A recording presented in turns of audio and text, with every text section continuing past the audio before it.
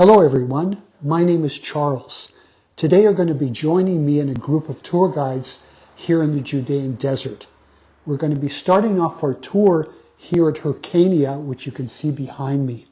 Hyrcania was originally built by the Maccabees or the Hasmoneans more than 2,000 years ago. It was later taken over by Herod the Great and became one of his 5 or 6 palaces here in Judea. After we finish here, we'll make a quick visit to Qumeran and visit some of the caves where the Dead Sea Scrolls were found. Anyway, we have to move as I can see that my colleagues are getting away from me.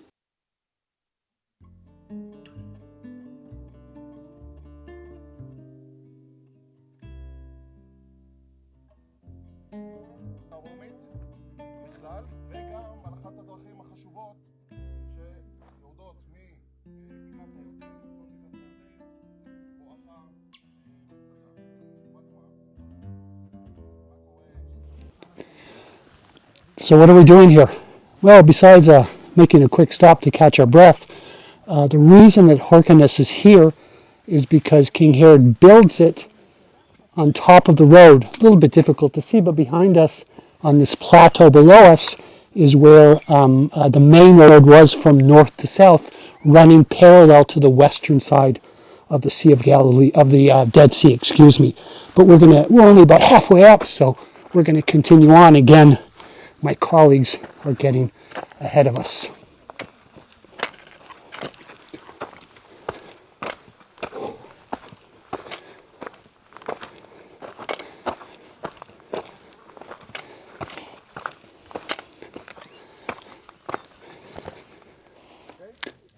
As usual, whenever we come and visit one of Herod's fantastic building projects, the main important issue is water. And certainly here in the middle of the desert, he needs water.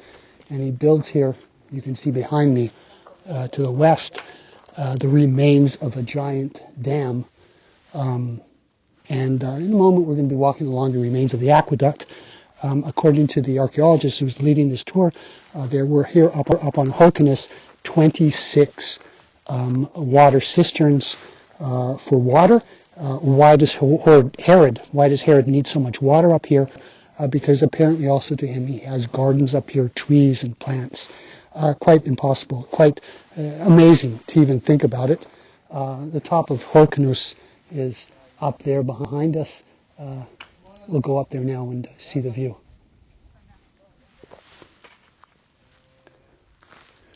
Okay, we're now on top of Hyrcania. Just to repeat myself, Hyrcania is a fortress and a palace built here in the middle of the Judean desert by King Herod 2,000 years ago. Why does he build it? Actually here, if we look to the east, you can see it. We've got this wonderful plateau below us. And 2,000 years ago, maybe even 200 years ago, this plateau was the only way that you could go from north to south to north, running parallel to the Dead Sea. You can just see the Dead Sea in the distance, poking out through the haze, and also Jordan, the country of Jordan. So this is quite amazing. We'll just do it 360 degrees around so that you can get a better view, the wonderful view that Herod would have had when he came up here.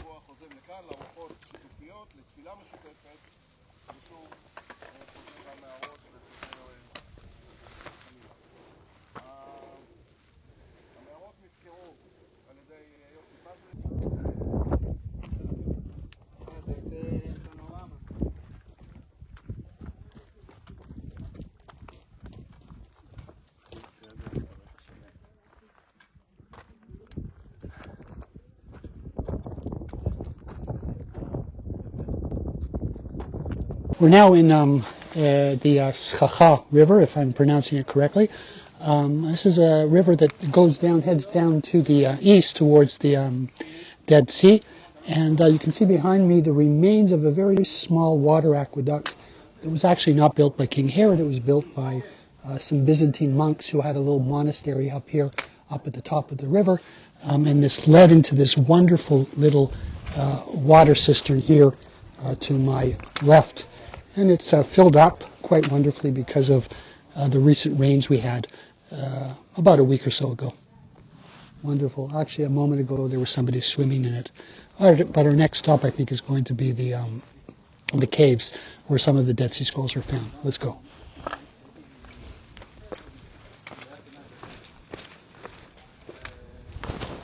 Okay, we've got behind me up there, we've got the entrance to a cave. It's being blocked up, but we'll go up there somehow and see what we can find.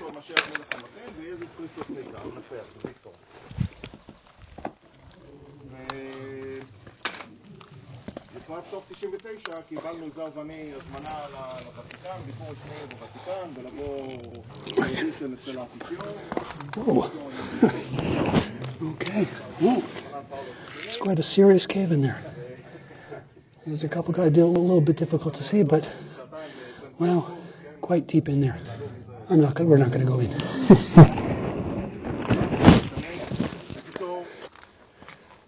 Okay, the third cave at Qumeran. Well, actually, what's behind me is not the third cave.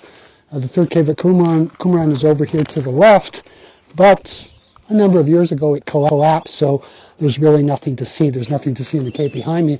Why are we here? We're here because this is the cave where the famous copper scrolls were found. The copper scrolls have a list of several, 80, 60 something different hiding places in the desert where maybe there are treasures to be found. Today the copper scrolls are in Jordan, in the National Museum in Jordan. Now we're going to go now to the Cave of the Twins and cave number 11. Let's go. Cave number 11, the 11th cave where the Dead Sea Scrolls were found. We'll just go in a little bit. We can't go in much farther than this, and that's because there is a unique species of bat here, actually two unique species of bat here, which are unique to this part of the world, and the authorities don't want us disturbing them. So take one last look and we'll go on. Okay, we're at our final cave now. This cave has two names. It's called the Twin Caves, and that's because you can see that it has two entrances, one to the north, one to the south, and it also is called the Cave of the Pillar. In the northern entrance, there is a pillar inside, and that's what makes this cave important. It's mentioned in the Copper Scrolls, which we mentioned a little bit earlier, and that's what made this cave a magnet for archaeologists. Archaeologists did come in here, they excavated. They unfortunately didn't find any scrolls, but they did find some material. Nobody knows what that material is until this very day. Well, anyways, that's the end of our tour. We're heading back to the bus, and as usual, if you are interested in hearing more stories about Qumran and Hyrcania and King Herod and other issues, you're invited to come here to visit Israel. We're going to head back.